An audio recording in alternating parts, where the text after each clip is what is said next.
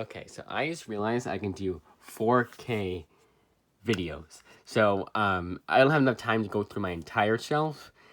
And also, I think this if all goes well today with today's video, I will do a full length shelf overview. Hopefully, having someone else film it because I want to take books out of the shelf that I've read before. Like I'd be like, okay, Bitterroot, take this out and show the artwork, but I can't do that one handed. So let's get on with it. First up, we have Bitterroot. Like I said before, Bitterroot I have read. I absolutely love this book. And this is one that my local library had all three trade paperbacks, but they did not have the hardcover. They actually call it an omnibus too. They say it right here. They don't. So I have that vertigo. But they did not say that. And also I have some weird lighting issues on this thing. My iPhone's just a huge ass piece of junk. There's also audio issues. You probably already noticed because iPhone's piece of junk.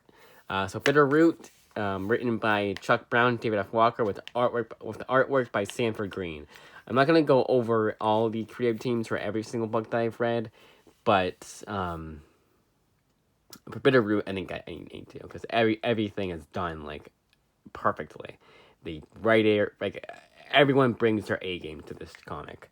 Now, Bitterroot is a kind of like how Get Out does the racism allegories is the same way this book does, from what I remember.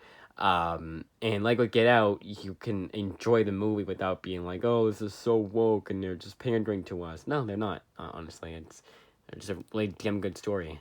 There was one he did read. There was one that David F. Walker had written for Marvel Comics, which was very similar to this one, how it was a racism.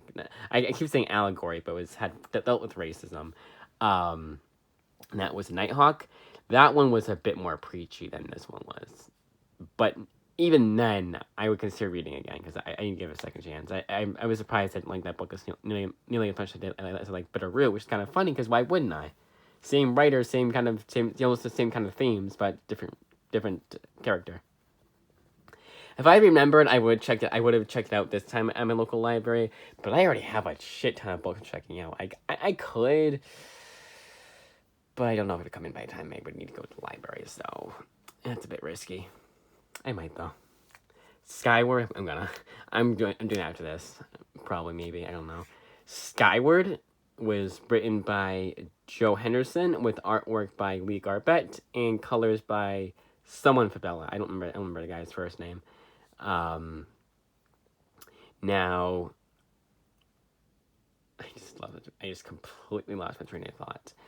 Skyward, unlike Bitterroot is mature audiences. Skyward is teenage audiences, but like with a lot of PG-13 movies, you can bring your 10-year, you can let your 8-year-old read this comic and they'd be fine with it. A mature 8-year-old, but any 10-year-old, honestly, like 5th grade, that shouldn't be a problem to have them read that. It's an absolutely fantastic comic book. It is a science fiction comic, so if they like science fiction, they can get that for them. I would say chip in and get the hardcover because it's just smaller hands. Maybe get the trades, but it's fantastic. It's one that you could read too. Like I don't think anyone will be felt like they're being talked down to. It's just the age demographic is teen for teen. And there's nothing in here. I don't remember a single swear word unless it was like crap or hell or damn, like one of the very smallest of swears that not even YouTube would censor. Like if I say fuck, they'll censor that. But I say damn, they don't censor that. Also, this video is now PG-13. I said that the F word once. Starhenge, I've not read. Green Valley, not read. Green Valley is written by Max Landis. Green Valley is written by Max Landis, though, who did a Superman book, which I really enjoyed, and did Chronicle, which I absolutely enjoyed. And both are criminally underrated books and movies. Chronicle, you should watch and then read Superman, American Alien after. Or in any order. At the same time, I would say not to do that. No. Stringer, it's not related at all. I'm just giving some more recommendations.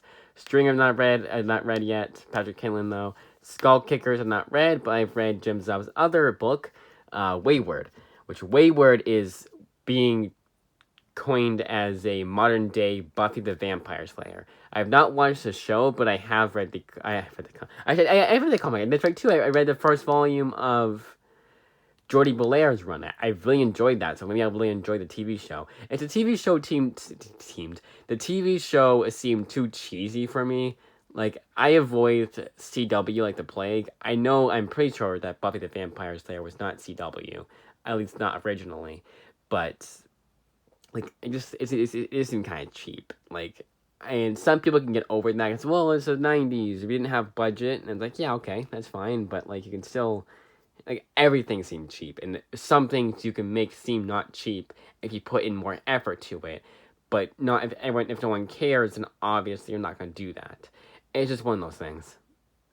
But Wayward is an absolutely fantastic series, and I have the posters already up my wall. I'll zoom in on that one right now.